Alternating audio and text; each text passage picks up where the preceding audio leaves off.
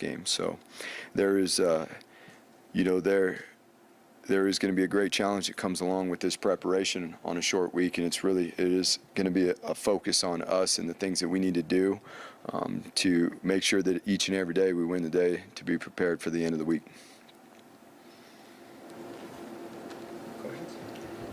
The decision to start Bush on the sideline and then put him back up in the booth in the second half, what was the philosophy behind that?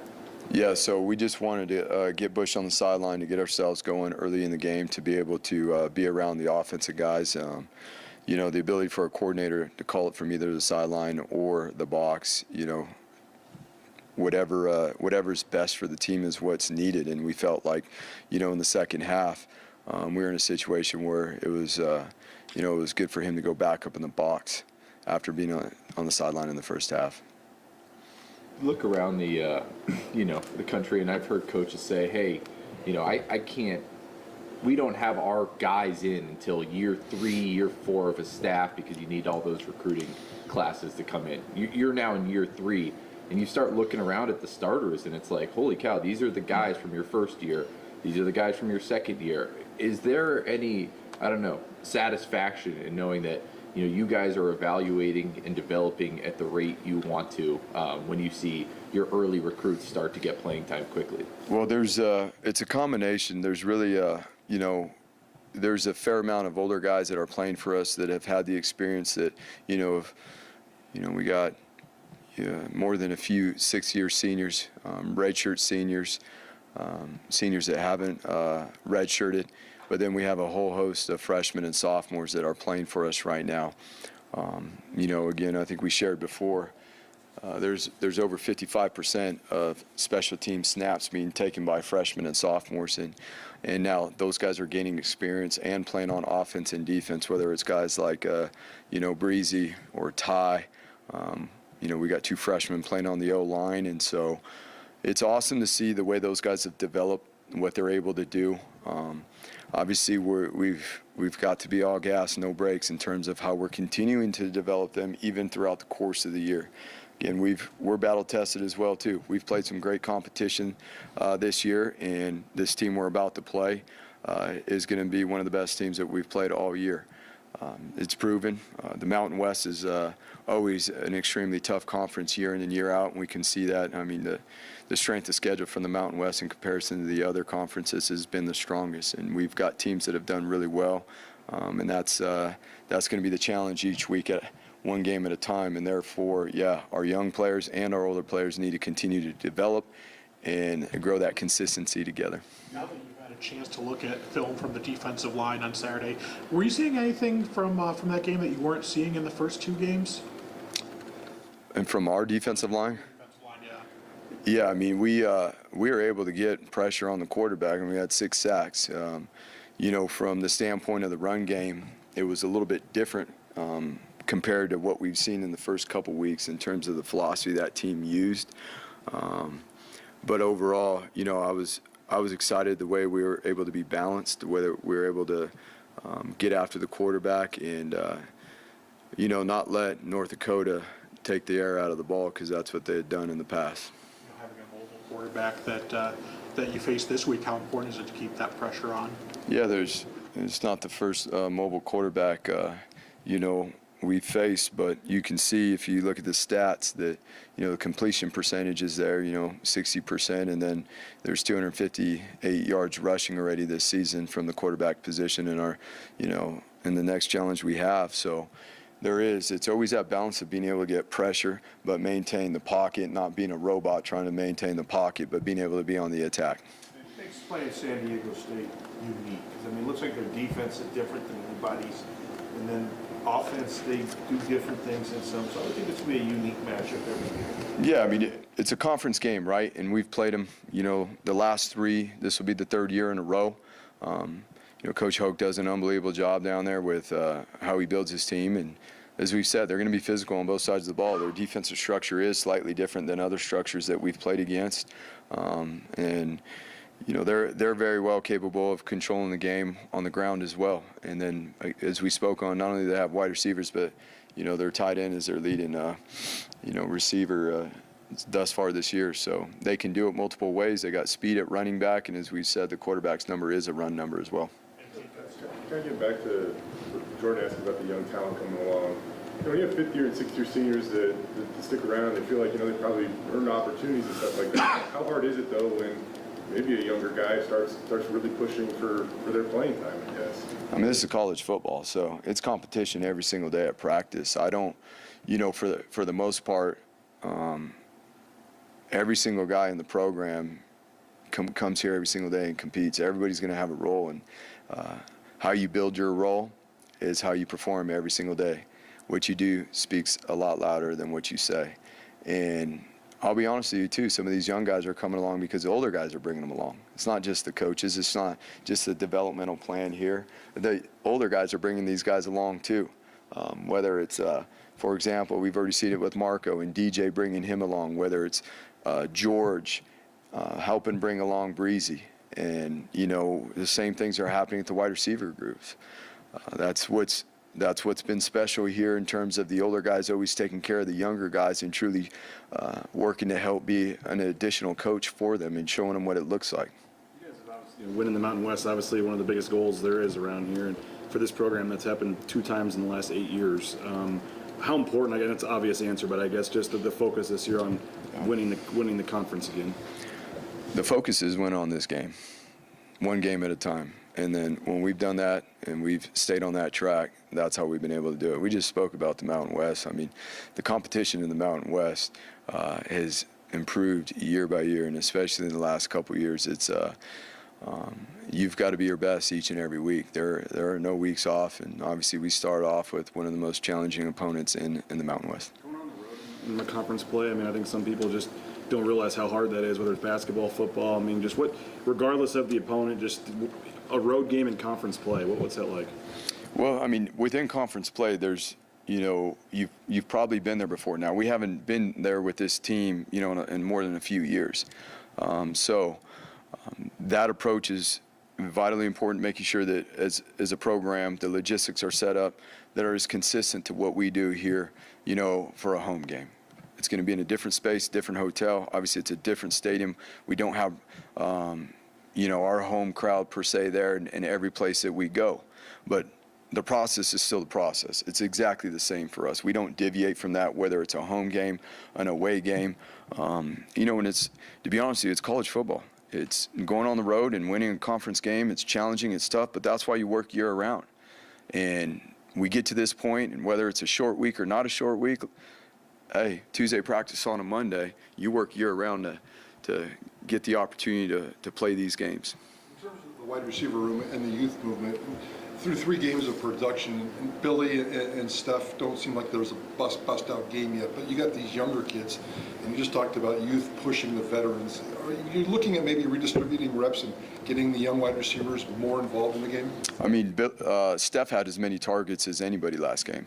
So, that's the way the game goes sometimes. The game before, Steph caught the game-winning touchdown, made an unbelievable play. So it's a game where a few of the younger guys were in when certain plays were called, and they hit. Like, that's all it is, to be able to distribute the ball and get the ball in a lot of people's hands. I mean, our veteran wide receivers are capable of doing the same thing.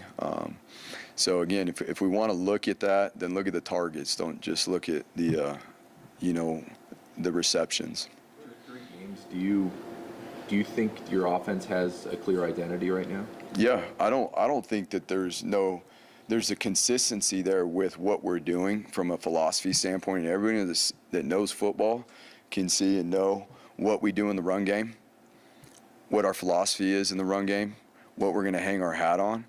And obviously this past game there was an emphasis on the vertical pass game, being able to get that going. From week to week, you got to be able to grow. You play a different defense from week to week. This week's going to be different.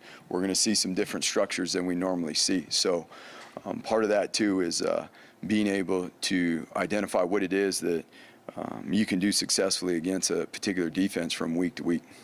Taylor made his starting debut last year against San Diego State. You guys obviously ended up with like 316 rushing yards, 105 from Talon. Now that the cat's kind of out of the bag, so to speak, about Talon's running ability, do you see that kind of rushing production being possible again? Well, I mean, again, it depends on how the defense is playing. If they're putting numbers on the perimeter to take away Taylor's opportunities, then it takes numbers away from the other part of the play. And so it all depends on what a defense's game plan is and what they want to take away. That's football. That's from week to week. So we will find our opportunities to continue to have Taylor as a run number in the game. I mean, and even, Mad Dog. Mad Dog's number, if he was to jump in there, his number is going to be a run game number as well, same as CJ. I mean, that's a part of our philosophy as we're talking about because it creates space on the field. It challenges the numbers of a defense, not only within the run game, but obviously then affecting the numbers and within the coverage schemes and what it opens up from a defensive standpoint. Ty Battlefield, what do you love about him, and what do we need to know about him since he's so young? He's been with the team, what, 3.5 months? Yeah, he's been here for 3.5 months, and it's just, again, we're very fortunate to have Ty here and what he's done in the 3 months that he's been here. I mean, number one, to be able to play as a young guy, you got to be extremely mature. There's a lot that goes into it. The game is obviously a little bit different than high school in terms of all the things that we're talking about, from the game planning, from week to week, the preparation that goes into it. So what I would say is that his maturity and his mindset is, he is much more mature than a freshman that it's been here for 3 months, and that's why he's been able to have some early success. He's extremely self-driven, and he's talented. I mean, his movements, his ability to run, his ability to accelerate, he gets and understands concepts and techniques. Each and every week, we're expecting him to continue to grow. So he just had a real nice practice out there this morning.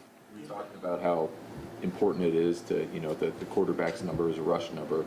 Taylor only had 4 rushes, and one of them was a sack, or 5, one of them was a sack. What needs to happen for him to get going in the rush game, or are you guys, kind of pleased with just having him run forward? Again, we just spoke about it. It depends upon what the defense is doing, and if the defense is putting 2 guys off the edge to take away Taylor's number, then he's not going to pull the ball and keep it.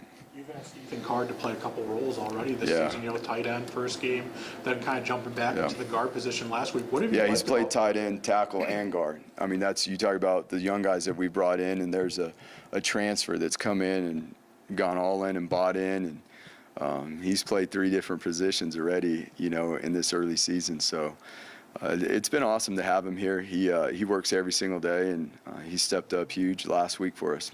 Just how athletic does he have to be to kind of play all those roles? Well, yeah, the athleticism, but also, his football intelligence and his ability to prepare, playing 3 different positions. And so, again, his impact since he's been here has been pretty strong. And I'll be honest with you, he was out more than half of fall camp. And so he's got himself back on pace as we've gone here early on in the season. And so we want to continue to see him grow. Get back to Ty real quick. Seems like he's also starting to play with a little bit of confidence. I thought we saw a little bit of his character after he made a couple of big hits on Saturday. Just how much confidence is he kind of playing with right now? And then what was his reaction when you guys said that he was going to lead the team out, in game 3, the true freshman with the hammer? Yeah, I mean, his confidence, because the way he works every single day to earn that confidence, how, his drive, his passion for the game, every single morning when we come up in here, he's ready to go. He's locked in. Not only what he's doing on defense, he does play 2 positions on defense, let alone 1 as a true freshman, and plays, a lot of special teams as well. And so that is something that we want to continue to recruit, that football intelligence, that mentality, that self-drive that comes in with it. Again, it has to do, too, with the older guys helping him prepare, showing him what it looks like, his willingness to learn, his humility, and his hunger will continue to help him grow. Is Marco's frame, and I consider you probably an expert on linebackers, is his frame, 6'3", 235, is that ideal for the position? I'm not trying to compare him to the last guy we had here, 6 Leighton, but it feels like the rangy, that does help at that position. Yeah, I mean, you're always looking for length, right? But there's certain specs that you want for each position.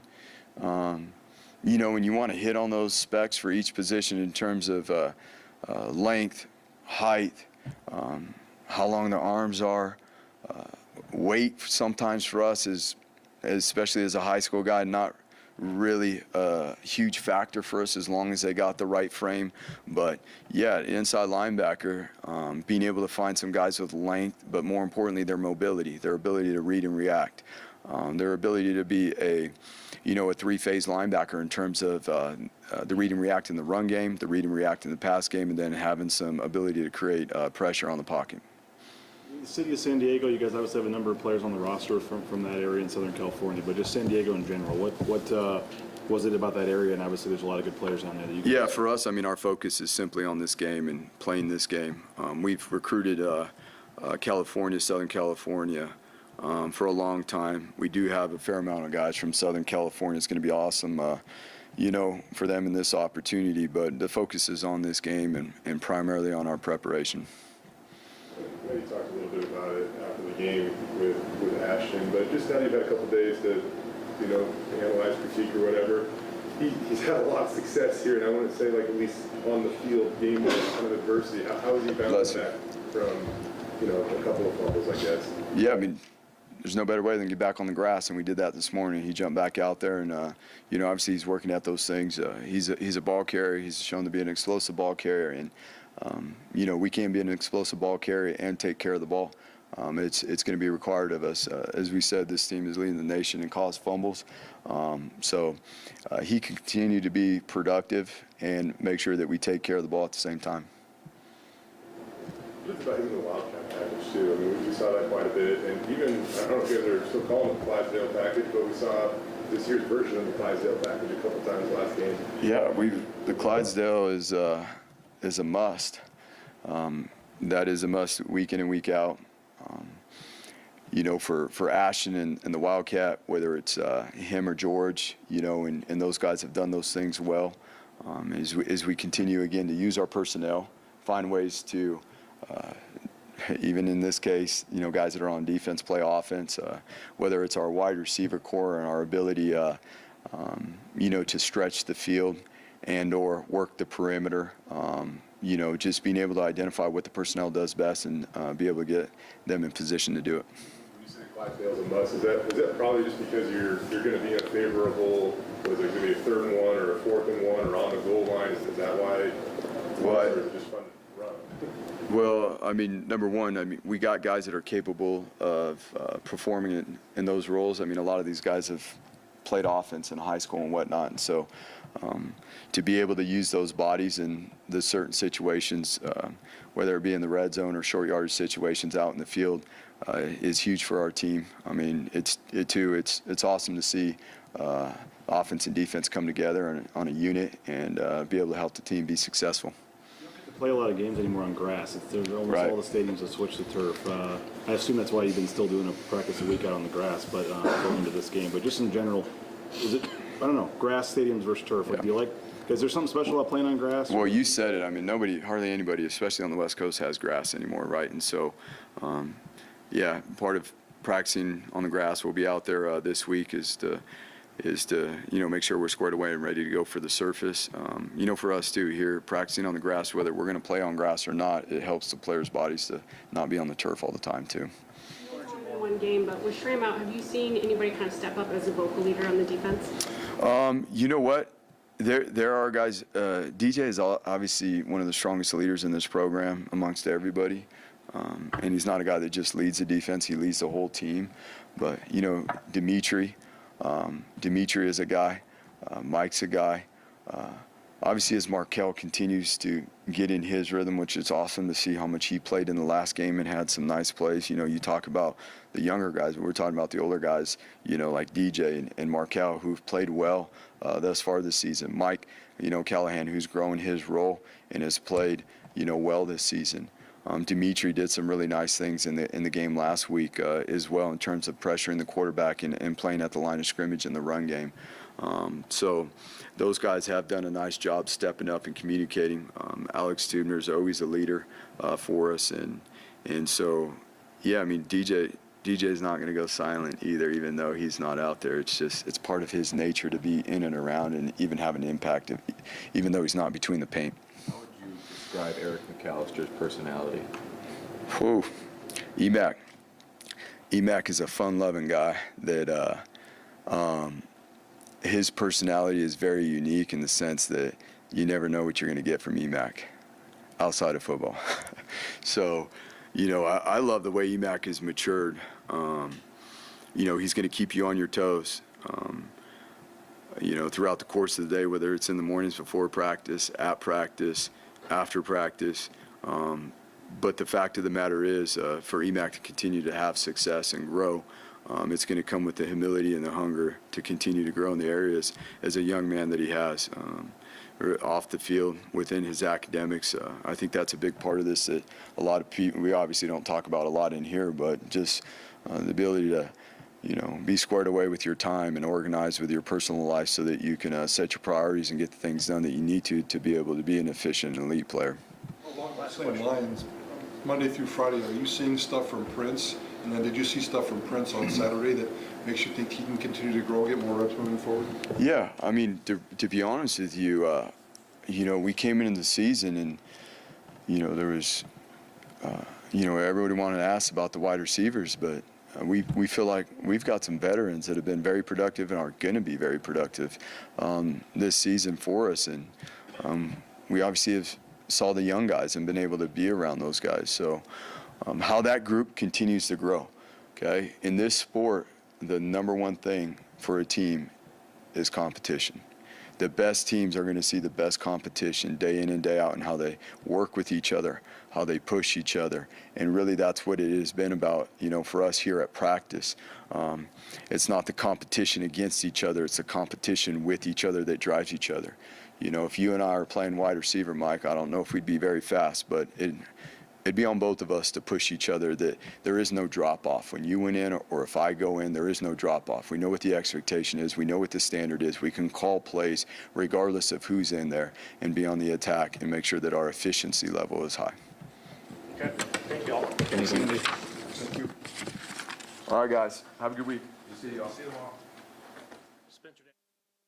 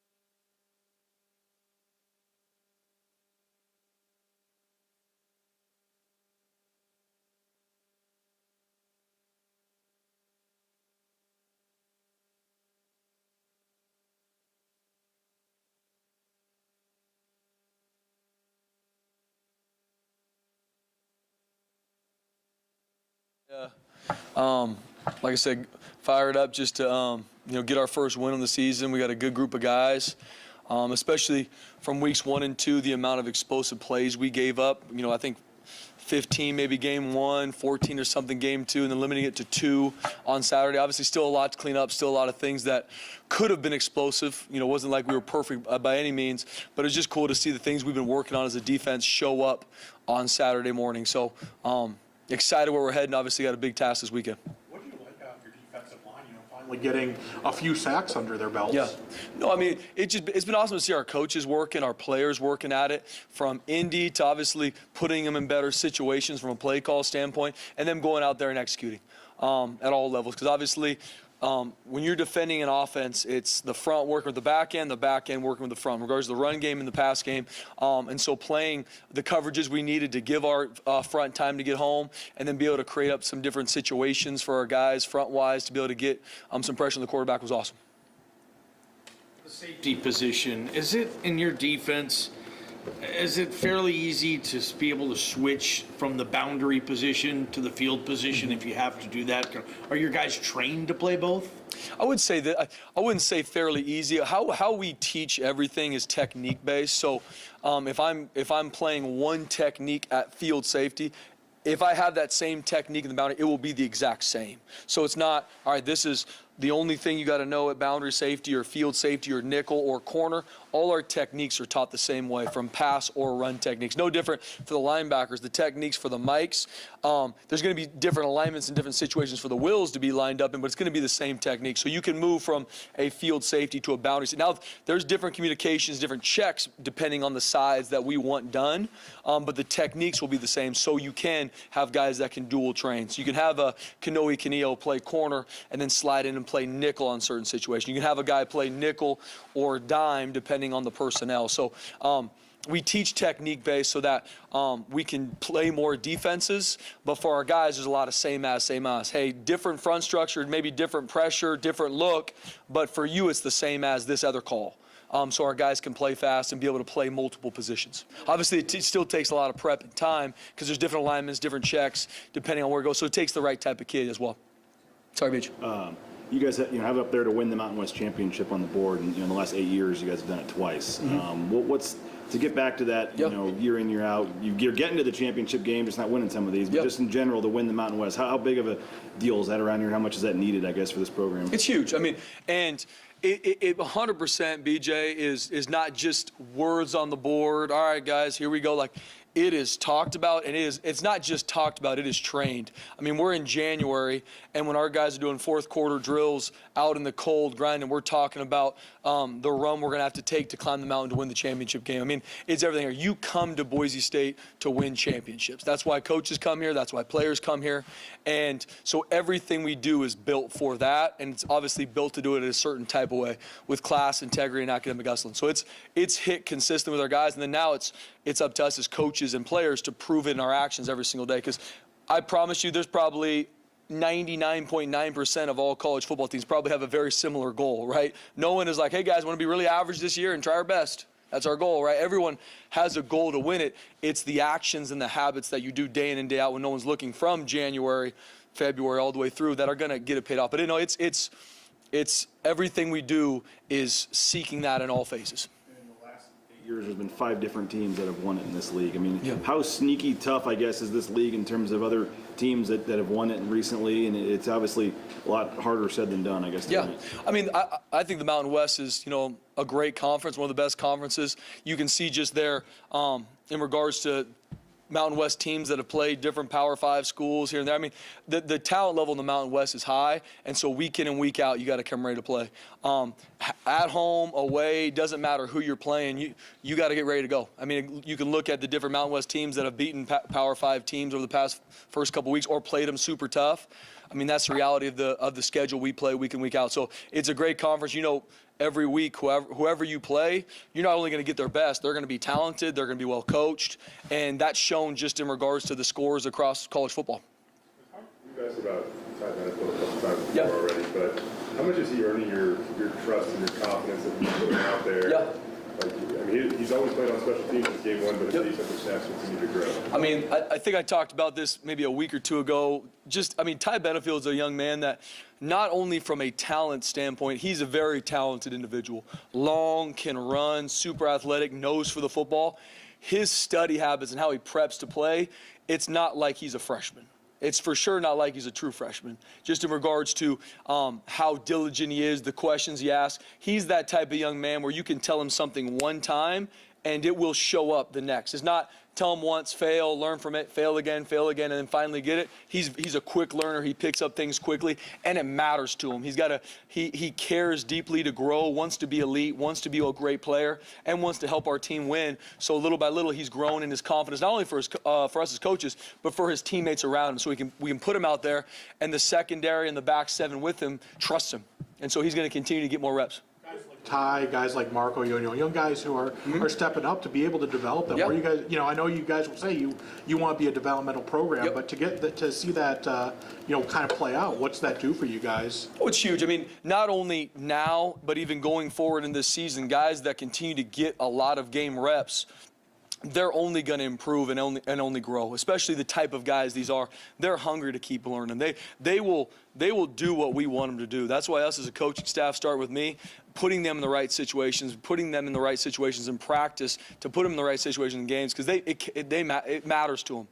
like BJ asked, this goal up here matters to these young men. They're in here working day in and day out to achieve that one day at a time. And so some of our young guys, especially even as the season goes, guys get banged up, DJ's banged up. You know, you're playing some younger guys, and they've done a good job. We're still making mistakes that we're learning from and growing from. We need to make less, but they're learning from it, and you can't sacrifice those game reps. So across the board, if you look at the 11 guys or 22 guys as we play a game, there's a lot of younger guys getting a lot of reps, which is going to be huge for us this season as we go the long haul. What do you know about Ty away from football? And I mean, what's this dude all about? Yeah, all about football. I mean, he's even from recruiting him, he is all about football, all about development, wants to be the best football player he can be. He's got an unbelievable family that's trained him that way. He's a great young man. And so it's just been awesome to see him grow. The second he got on campus in June, he's been all about how can I be the best version of myself and how can I help this team. And it just showed. I mean, you talk about a guy that didn't graduate early and come in January, so he's a true freshman, but he's been here for 6 months. I mean, he got here in the summertime. He's picked it up quickly, and it's just been cool to see him grow over these first couple weeks in regards to getting reps on special teams, a little bit more on defense. He's going to continue to get more because he's proven that he can handle it, and he's proven that he deserves more. You got to know him a little bit during the recruiting process, but you know, during that time, you know, did you see a guy that would be able to pick it up as quickly as he did, or did that kind of come as a surprise when he came on campus? I mean, you think of, you know, Ty for the majority of his high school career played receiver. Long, athletic, and was a good receiver. Played a little bit of DB. We saw him kind of as a junior going into his senior year. He really caught our eye during some different camps, seeing some different videos of him, and then seeing him play his senior year. You know, we were all about him. And then when you get around him, it was like, that's our type of guy. Not only from his family, to when you talk to him about football, how he's going to develop, man, his eyes light up. You're like, this is our type of guy. Because let's be honest, we've during the recruiting process, there's maybe a guy that has the tangibles from a height, from a speed standpoint, but you talk football with him, and it's like, yeah, that's cool, coach. You talk about the jerseys you're wearing, and now he's fired up, right? You're going to find out, okay, what are the guys that fit us? We need guys that love football. We work our tails off here. We're all about blue-collar, tough kids. So finding those guys in the recruiting process is huge. Ty Benefield is one of those guys. You guys talk a lot about being a developmental program and stuff like. What's the clip you need to hit on your recruiting class? If you bring in 25 guys, how many do you need to be a starter? And, you know, what's it like to, you know, kind of see some of these guys early on get on the field? I think the biggest thing it's not about so much just a number or percentage of guys you want to hit on. Obviously, you want to find every single one of them you want to make sure is the right fit. And first and foremost, that is stuff away from just football talent. Right? There's a football talent aspect that starts the conversation. How tall you are, how fast you are, how big you are, that starts the conversation.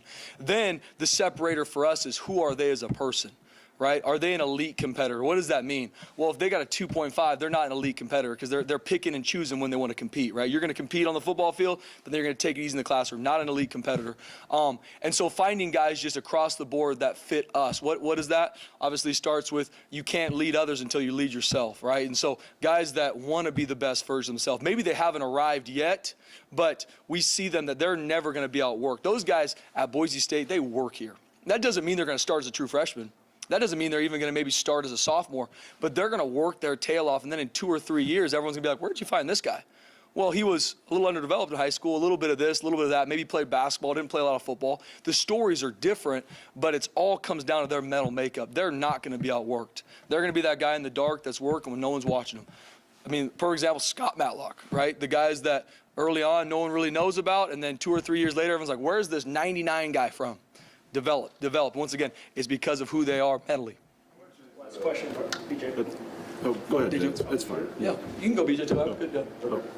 With how nice was it to see Ahmed? I mean, Ahmed's an ultimate empty the tank type of guy. How nice was it to see him get home twice against the quarterback? And then how much are you guys starting to move Andrew Simpson around and try to make him a playmaker on your defense? Yeah, absolutely.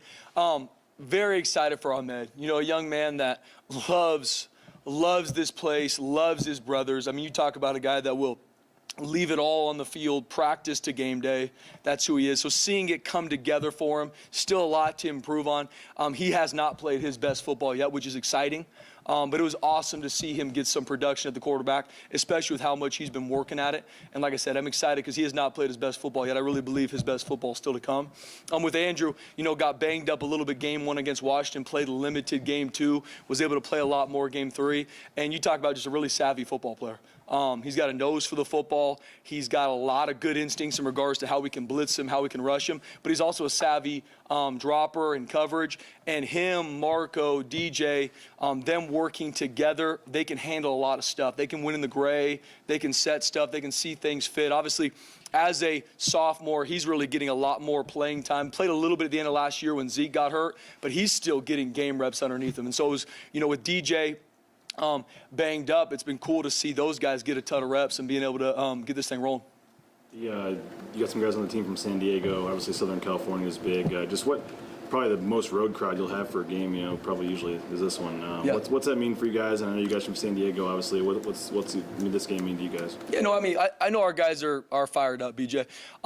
I would say that wherever we play, especially in football, you only got 12 guaranteed. So regardless where you go play, our guys are fired up, especially a conference opponent, a big-time opponent like San Diego State. But we got a bunch of our players from Southern California, LA, SoCal, Inland Empire, San Diego.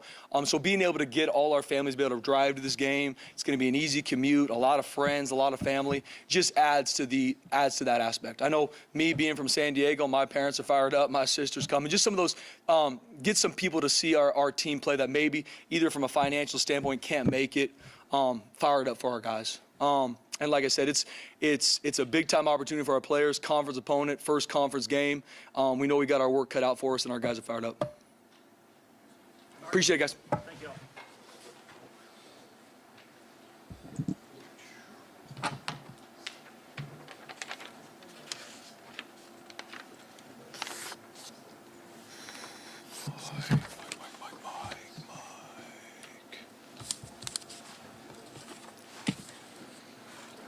Yeah, what's up, guys?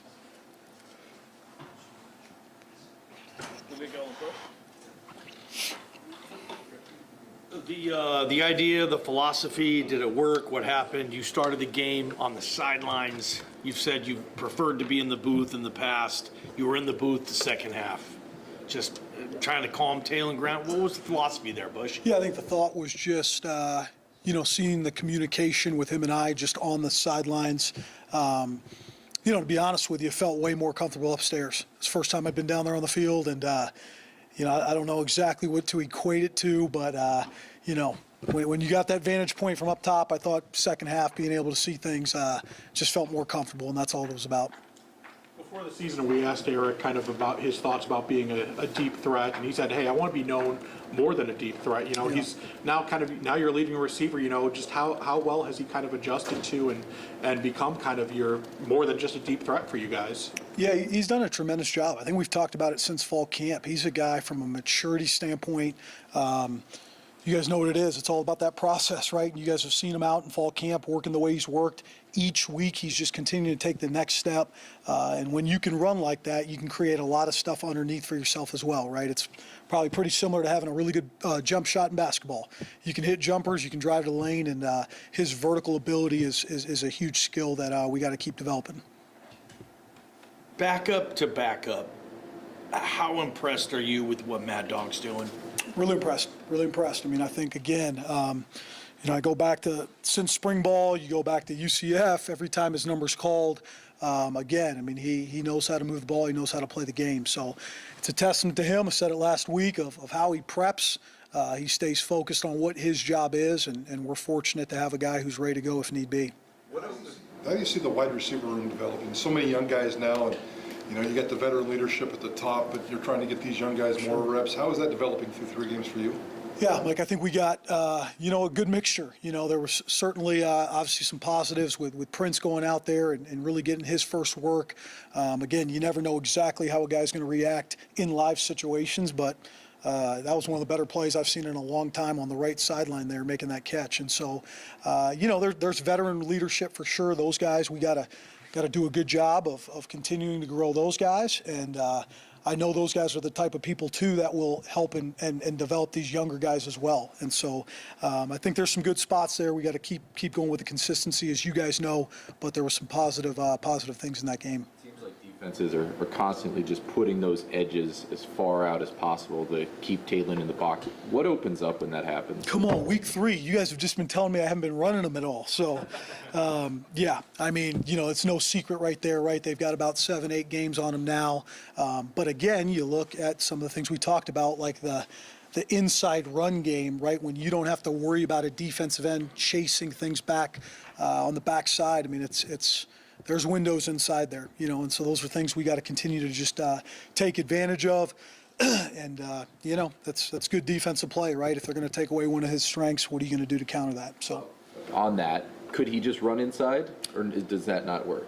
oh, no, it works for sure. Yeah, it's something on our mind. In general, in between the tackles, you're going to take a little bit of pounding, right? So you got to manage that as well. You're not looking to go 12 times a game, which was what our number necessarily was, and just run a guy in between the tackles and take those hits. So we got to pick our spots. He picked his spots in that last game a couple times and did a nice job with his legs.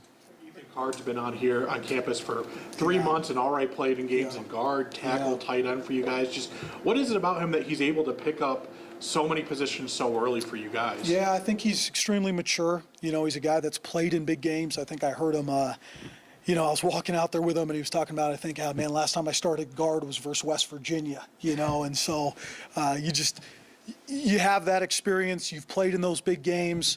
Obviously, it shows up, but he's done a tremendous job since he's been here. He's been a huge offseason acquisition for us, to have a veteran guy with that kind of size, that kind of experience, and again, the versatility for him to have played really that tight end position, the tackle position, the guard position. He's been huge. Kind of his performance on Saturday. Really pleased. I mean, I think he's played solid, back-to-back weeks now against good opponents. And again, right, we talk about so much of those guys, right? Looking at Garrett and the amount of movement he's already had, and then Ethan and what he's done. It's a testament to that group. Big picture, conceptual learners, right? Not just getting locked into one position, and that's been a huge strength. Vision and the first couple of weeks you'd be testing your depth of running back in the manner that you guys have had to. How good of a job has JMO done and just getting whoever is needing to be in the game, ready to go, because those guys have been really efficient productive this season. Yeah, he's been tremendous, and I think that about this whole offensive staff. But Jimmy is as good as a position coach as I've been around.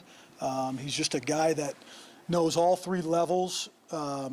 From an offensive standpoint, the pass game, the run game, the protections, and again, his ability to connect with guys is so big, certainly at the college level. And I think there's a lot of trust built there. As you know, with all these players, at times you got to know when to push a little bit, when to back off, and he's really done a tremendous job with all those guys. Like a guy like Breezy, when he gets on campus, he teaches them. He only asks 25 to 30% of the playbook, generally speaking. Yeah. And then they can continue to earn more. How does one, is it becoming a better blocker if you're a receiver? I don't know, how does one earn more snaps, I guess, in those situations? Yeah, I think, there's the football side of it, obviously, but there's also just the preparation side of it, too. A lot of times with a young freshman, the ability to just lock him in and say, hey, Breezy, this is going to be the 10 plays that you're going in on, just allows him to not overthink things. Obviously, their emotional side can get high as a young guy, and so I think that's a really great thing, again, that Jimmy has done. We have a very specific plan, of what those plays are that he's going to go in and execute. And then, you're always a play away from having to be able to execute everything. So, but we're pleased with Breezy, man. The moment has not been too big. Again, he's done a really, really nice job keeping things simple, trusting his eyes and his athleticism. San Diego State historically has, one of the better defensive reputations in this league. What do you see this year on film? Yeah, extremely. Again, this is a team that plays extremely hard, really tests you from an eye control standpoint with the amount of movement. I know they've done a great job with takeaways, and obviously from last week, that's a huge point of emphasis from us. But it's physical, it's downhill. Not a ton of just easy throws, but again, Mike, the movement, I would say, is the number one thing of just up front, guys, keeping their eyes up on the perimeter, blocking, and when there's opportunities to make plays on the outside, we got to go make plays versus a talented secondary.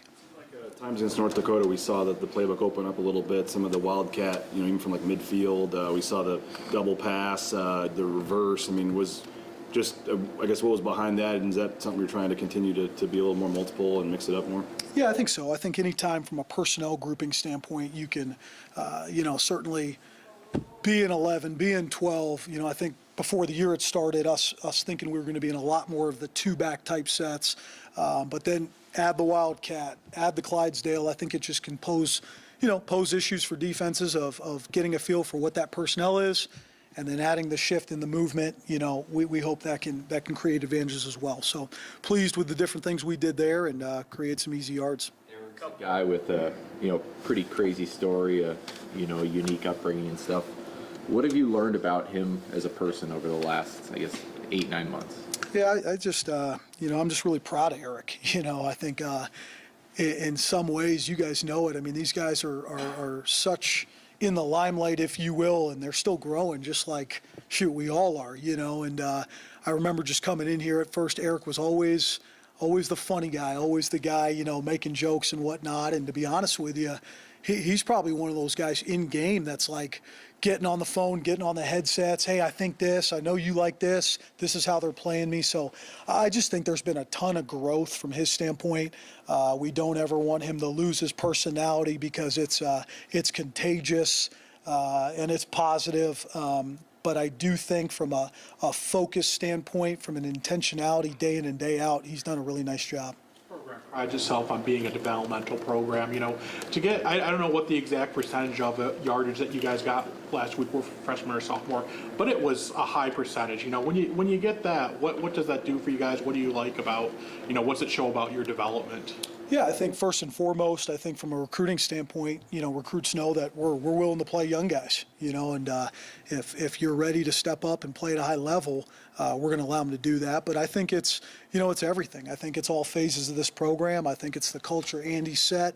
I think it's what Ben does in the weight room, across the board. I think it's, when they get here, the importance of it's not just a redshirt year, right? It's not just a year of, hey, we're going to push you to the side and see where you're at a year from now. It's a very detailed plan to make sure you get ready, and I think that shows. Eric is one of the most targeted wide receivers on throws of over 20 yards, I think, in the country. To finally hit on a few of those, how encouraging is that for you, for him, for the entire production of the offense for that matter? Yeah, I think it's huge. I think we talk about rhythm a lot, and for us to be at our best, we got to be clicking on all cylinders, and that's a physical downhill run game. That's the ability to extend the run game with perimeter stuff, which we took advantage of, I thought, last game. But then when people come down in the box, we got to be explosive in those situations. So that's our blueprint, if you will. You saw it at times maybe in that game. We got to be more consistent. But again, the ability to have vertical threats, which we've had here in the past, you guys know the difference that makes, certainly in college football. I guess, people look at the older receivers, the 6-year guys, Billy, Steph, and I guess they just think that it should be the number 1, number 2 guys, no problem. I mean, Steph had 3 catches for a couple yards. Billy maybe had 1 catch in garbage time. Is there more to be desired from your standpoint from those guys, and what do you want to see from them from here on out? Yeah, I think, I think there's been targets, and I think in those first couple games there's been opportunities, right? And but as I don't want to say we're feeding the hot hand, but when a guy's going out there and making plays, we're looking for opportunities in those situations to put the right guys in the right spots. And we got a ton of confidence in both Steph and Billy. And again, week to week, things change. I mean, you look at what Steph did at the end of that UCF game to put us in position to go win that game. That was incredible. And so obviously you always want a situation where everybody's getting an equal share, but, you never know where the ball's going to end up and go. All right, thank you. Yeah, I appreciate you guys.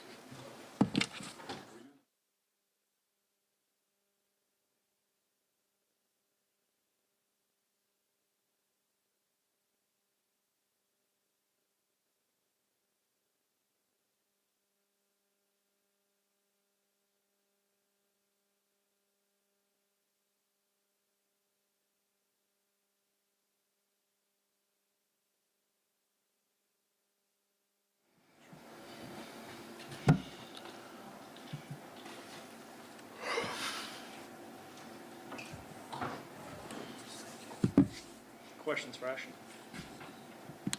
Actually, we were talking with JMO last week, and just about the physical demands of playing running back. How is it now that you're getting, 20, 30 touches week after week? How tough is it to, or how much do you have to pay attention to your recovery process there to feel fresh? Yeah, definitely have to take it a step higher. Taking all these. Last year, I got to play a little bit, but I wasn't taking as much as the workload. So now I've been focusing on really taking my recovery seriously. Did you feel it on Sunday, on Monday? Like, when do you get back to, and what are you doing right now to make sure you are fresh? Yeah, so you definitely feel it the day after the game, for sure. Getting as much of the workload as I do. So I just my biggest asset right now are my legs as a running back. So I got to take care of my legs, stretching, Normatec boots, getting in the ice tub, just a bunch of different things to make the body feel good. You've had a chance now to run behind Ethan Card, and as a guard, as a tackle, as a tight end, to have him be as consistent as he is in whatever position he is, how nice has it been to run behind him? It's been great. You already know he's a big guy, and he's worked hard since he's got here, and that just speaks volumes to him that he's able to play all these different spots and make an impact for us. You run out of the Wildcats. What do you like about that? What does that do as a running back when you can take that snap directly and not have to kind of wait for the handoff? It's definitely a great thing to just get the ball directly and then be able to read your blocks and go make a play. How much better do you see it when you're in that position? Because you're not necessarily looking for your quarterback, obviously, to hand the ball off or make a read or anything like that. It's you getting the ball, and it seems like you get a chance to analyze and go. Yeah, so, without the quarterback, maybe us being in pistol, really, it's a clear picture because there's nobody in your way. You're not worried about getting a handoff neither. You just a direct snap and just read it and go from there. The fumbles suck. You're not a guy who has fumbled very often in your college career. Going into this week, I'm sure you're, maybe thinking about it a little bit. Do you change anything at all, or just be like, that's not me. It's, I'll be fine. Yeah, I think the biggest thing is just, I take ownership of those fumbles and those mistakes, and I have to be better than that. I got a lot of people counting on me, players, coaches, and they're gonna keep putting me in the spot to make plays, and I have to be better. And that's all I'm focused on this week is being better with the ball and taking care of it, so that we're lucky to be able to win the game and have that many turnovers, but it's completely unacceptable, and I have to be better, and I will be better going into the next week. You kind of refuse to go down. You like the contact. Sometimes you got 6 defenders all over you. What's that where you can't see everybody? You don't know where the hands are coming from. How hard is that, I guess, at times to hang on to the ball like that when there's just so many guys poking and prodding at you? That's just my play style. That's my mentality. That's what it takes to be a great running back. So I think moving forward, I just have to be better at securing that ball. We have this thing where we say double and trouble, which, when there's a bunch of defenders converging over, you take that offhand and you cover up that ball so that nobody can pull it out. So I should have done a better job at covering the ball up during those times. You didn't go in for a couple series after that. Was that, it's obvious, I guess, but was that because of the fumbles there? They were getting some other guys a chance, or was that like kind of standing on the sidelines thinking about that? Yeah, so, most of the time a player makes a big mistake like that. It's not necessary. Well, your coaches, they lose trust in you in a little bit right there, I feel like. So, obviously I had some time to reflect on my mistakes. But, yeah, after such a critical error like that, you're usually not going to go right back in the game. Anything else? A lot of freshmen and sophomores who have stepped up big on both sides of the ball. Obviously you last year kind of getting the opportunity to play as a freshman. This is the Boise State likes to pride itself as being a developmental program. How does it develop so well? I think it develops so well because we're able to take young guys in, like myself included, and really when we say develop them, which means giving them a chance to play. If they're ready to play, then you'll get a chance to play at an early age, and if you can show the coaches that you can handle and playing in big games and do the things they tell you every day to do in practice, then you will get your chances if you keep showing them what you can do. How cool is it to see guys like Breezy and guys like Prince kind of do their thing so early? It's definitely a great thing to see the young guys get involved because we need them. You never know when somebody's going to go down, and it's been awesome to see them both step up and make plays for us, and they'll continue to do that. To win the Mountain West, obviously it's right up there on the wall. You start conference play on Friday. I mean, how, it's been a little bit of a struggle of late winning the conference. How important is that? How much do you guys want to get back to being the conference champs? It's a big deal to us, going into conference play,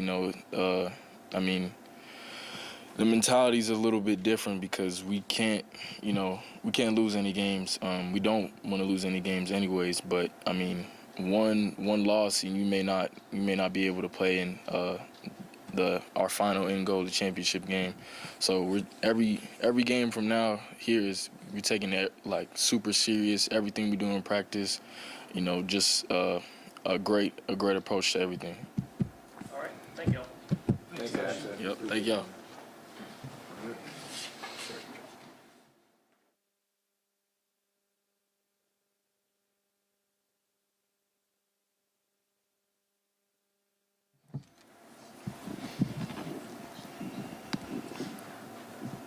What was it like to get that first catch?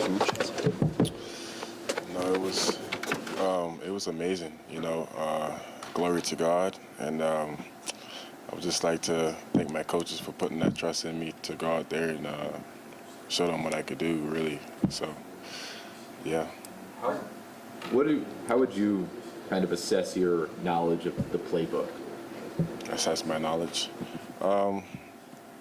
Really, I have a great grasp of the playbook. Just learning and studying hard, and every day of practice, just executing the plays, and just making sure I'm getting the signals down, getting the personnel down, everything down. So that's coming along really good. Would you say that's been part of the reason maybe you haven't got the snaps that you've received so far, maybe this season, because, hey, maybe you don't know the playbook as much as some of the other guys who are seeing more reps than you? Is that it? Well, I'm not really sure of the specific reason, but all I can do is just keep working and just keep focusing on me, just keep getting better, and just keep showing the coaches that I'm ready and I can, anytime they need me, I can go out there and execute. I'm sure you dreamt about it. But to make that first catch, the crowd's cheering for you. That's a moment you'll have for the rest of your life, man. Just what was that experience like? It was awesome. It was awesome. You grew up in the Bahamas training for this your whole life, watching college football every Saturday, walking to my grandma's house every Saturday to watch college football with my dad, dreaming of my time to play in college football. So it was definitely crazy. Once you kind of feel that and taste that moment once, how much does that motivate you to want to keep working hard and get more chances like that? Oh yeah, it motivates me to work even harder. That's just because one catch. It just motivates me to many more to come. You know what I mean? The sky's the limit. And I think once I keep working and showing the coaches that I'm ready and the opportunities keep coming, just to go out there and execute and do my thing. A lot of young guys kind of, getting a chance to make impacts early. What are the coaches doing that, get you guys ready so fast and so quickly to play at such a high level? Well, it's the preparation and the practice. They really they emphasize you practice how you play, game reps in practice, and just all of our coaches are perfectionists, and they just want the best for us. And I feel the coaches do a really good job of developing us. And and as far as the players too, some of us, it's how bad you want it. The coaches can the coaches can coach you, but it's up to you to go out there and still execute what they're teaching you. So it's really just it works hand in hand, with the coaches teaching us and us executing. So. Everyone says you can run a go route and stuff, but how do you feel like your other routes and do you feel like you're an all-around receiver? Is that still a work in progress? Obviously, the deep ball is something that people say right now is maybe your best strength. But how do you look at the other routes and kind of where you're at as your overall receiving skills? Overall receiving skills, I feel I can run great routes. I have full confidence in my routes, and obviously, it's always things we can get better at. There's always some little tweaks here you can work on, but I feel I have full confidence in what I can do, and yeah. All right, thank you. Yep, for sure.